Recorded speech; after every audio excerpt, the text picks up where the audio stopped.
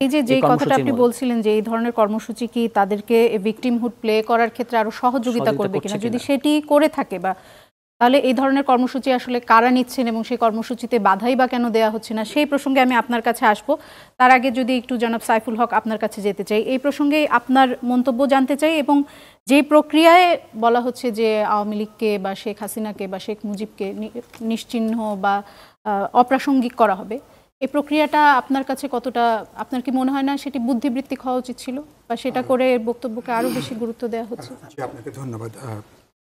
দুজন প্রিয়ভাজন দুই আলোচক, আপনার দর্শক শ্রোতা, তাদেরকে শুভেচ্ছা। আজকে আমাদের অভ্যুত্থানের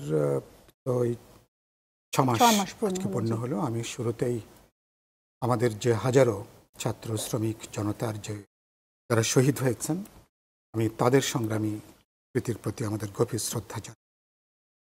আজকের ঘটনা সামগ্রিকভাবে আমার কাছে খুবই অনাকাঙ্ক্ষিত ঘটনা।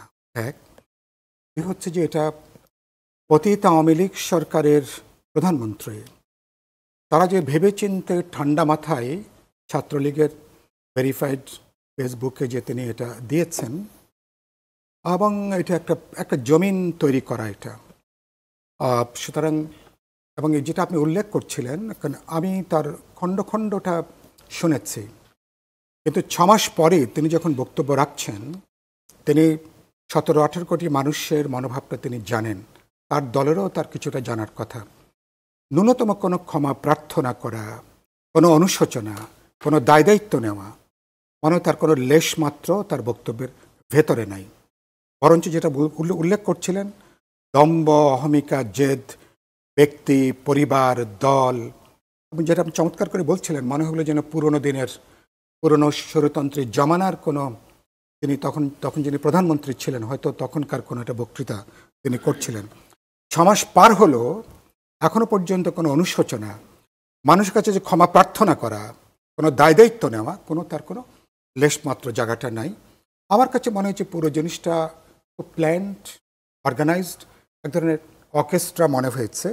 সেটা মনে হচ্ছে এই জায়গা থেকে তিনি তো ইন্ডিয়াতে আছেন, এবং মনে হচ্ছে তিনি এ ধরনের বক্তব্য তিনি যখন আমাদের দুই দেশের মধ্যে বন্দি প্রত্যর্পণ চুক্তি অনুসারে বাংলাদেশ তাকে ফেরত চাইবে, তার বিরুদ্ধে ইতিমধ্যে রেড অ্যালার্ট জারি করা হয়েছে, তো এ ধরনের পরিস্থিতিতে তিনি যখন প্রায়শই বক্তব্য রাখছেন এবং আজকে ঘোষণা দিয়ে যখন তিনি বক্তব্য দিচ্ছেন, তার মানে হচ্ছে যে তিনি বাংলাদেশের নতুন কোনো অস্থিতিশীলতার জায়গা তৈরি করবার একটা পরিকল্পনা। দুর্ভাগ্যজনকভাবে যারা আজকে যেটা বলছিলেন যে বিক্ষুব্ধ ছাত্র জনতা, তারা মানে হাসিনার এই ফাঁদে এক ধরনের পা দেওয়া হয়েছে। তিনি জমিনটা তৈরি করেছেন, প্রেক্ষিতটা তৈরি করেছেন, একজন উস্কানির জায়গাটা তিনি তৈরি করছেন, সে উস্কানির মধ্যে আমরা কিন্তু পাটা দিয়ে যাচ্ছি। যেটা আপনি বলছিলেন, শুধু বাংলাদেশ না, পৃথিবীর কোথাও একটা ধরুন অভ্যুত্থানের পরপরই এটা পৃথিবীর নানা দেশে আমাদের যে ঐতিহাসিক যে অভিজ্ঞতা, ভাঙচুর হয়, মূর্তি হয়, অগ্নিসংযোগ, অনেক কিছু হয়েছে। 6 মাস পরে আমাদের অভ্যুত্থানের মধ্য দিয়ে একটা সরকার যখন ক্ষমতায় আছে, যখন আমরা অর্জনটাকে সংহত করতে চাই, আমাদের অভ্যুত্থানের বিজয়কে যখন আমরা সংহত করতে চাই, অর্জন যেন বিসর্জনে পর্যবেসিত না হয়, সবাই যখন আমরা একটা দায়িত্বশীল আচরণ প্রত্যাশা করি, তখন এ ধরনের জায়গাটা তৈরি করা উল্টো আমার কাছে মনে হয়েছে এটা বরঞ্চ এক ধরনের উল্টাটা সহানুভূতির জায়গাটা বরঞ্চ তৈরি করবে। আওয়ামী লীগের মধ্যে নতুন করে এক ধরনের ঐক্যের জায়গাটা তৈরি হতে পারে।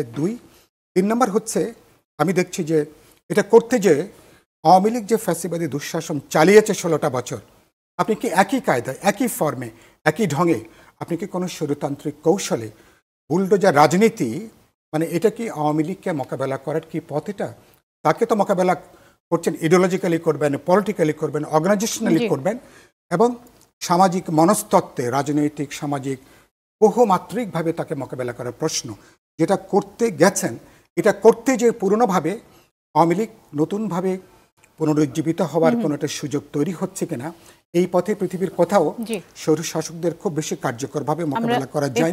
আর একটা বাক্যটা বলি, এবং এই ঘটনার জন্য আমি বর্তমান সরকারের দায়িত্বের জায়গাটা আমি দেখছি।